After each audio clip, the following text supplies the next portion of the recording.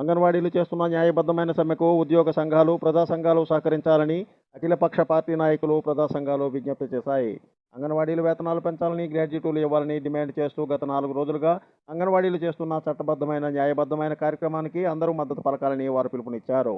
శుక్రవారం నాడు పశ్చిమ గోదావరి జిల్లా జంగారెడ్డిగూడెం పట్టణంలో ధర్మన్న స్మారక భవనంలో నిర్వహించిన కార్యక్రమంలో నాయకులు ఈ సందర్భంగా మాట్లాడారు. సిపిఐఎం న్యూ డెమోక్రసీ జిల్లా నాయకులు పోరండ్ల శ్రీనివాస్, సిపిఎం నాయకులు చల్లారి మాణిక్యాలరావు, జనసేన నియోజకవర్గ ఇన్ఛార్జి ఈశ్వరయ్య, సిపిఐ నాయకులు రమణరాజు, కాంగ్రెస్ పార్టీ జిల్లా నాయకులు ముప్పిడి శ్రీనివాస్, ప్రగతిశీల అంగన్వాడీ వర్కర్స్ హెల్పర్స్ యూనియన్ నాయకులు శిరోమణి తదితరులు ఈ కార్యక్రమంలో పాల్గొన్నారు. ఈ నెల 19వ తేదీన అంగన్వాడీలు సాగిస్తున్న సమ్మెకు మద్దతుగా మంగళవారం నాడు జంగారెడ్డిగూడెం ఆర్డీఓ కార్యాలయం వద్ద ధర్నా నిర్వహించాలని అఖిలపక్ష పార్టీలు, ప్రజా సంఘాలు నిర్ణయించినట్లు వారు ఈ సందర్భంగా తెలిపారు.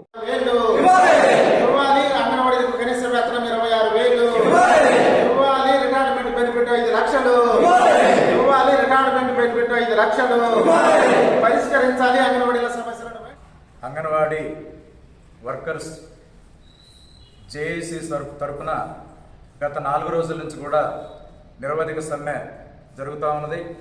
ఈ సమ్మెని ప్రభుత్వం పట్టించుకోకపోవటం వలనే ఆ వర్కర్స్ అందరూ కూడా రాష్ట్ర వ్యాప్తంగా అనివార్య కారణాల వలన సమ్మె చేయడం జరుగుతుంది.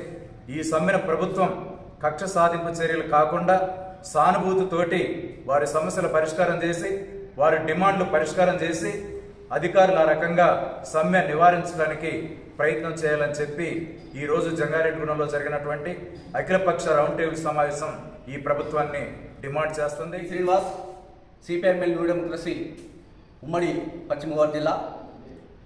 ఏదైతే తమకు ఎన్నికల ముందు ఇచ్చినటువంటి హామీలను అమలు చేయమని, తమ డిమాండ్లను పరిష్కరించమని అంగన్వాడీ టీచర్లు, ఆయాలు చేస్తున్నటువంటి సమ్మె ఏదైతే ఉందో ఆ సమ్మెకు పూర్తి మద్దతు తెలియజేస్తూ ఈరోజు జంగారెడ్డిగూడెంలో రాజకీయ పార్టీల, ప్రజా సంఘాల సమావేశం జరిగింది.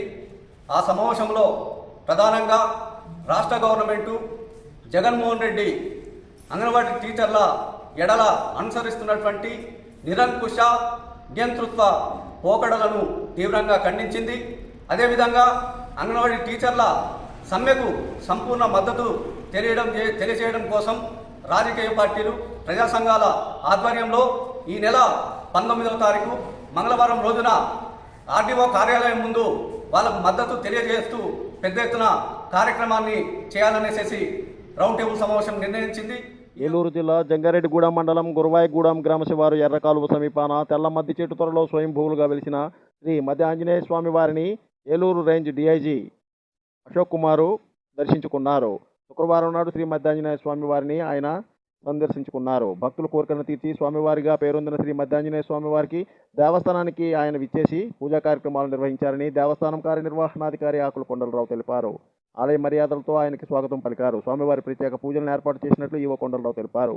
ఆలయ ఉప ప్రధాన అర్చకులు పెద్దింటి సూర్యనారాయణాచార్యులు అష్టోత్తర ప్రత్యేక పూజ నిర్వహించారని ఈవో తెలిపారు.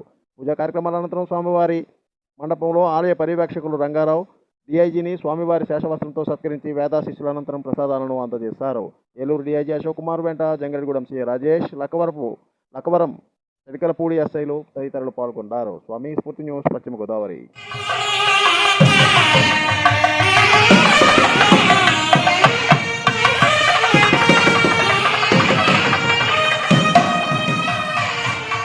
Please like, share, subscribe our channel.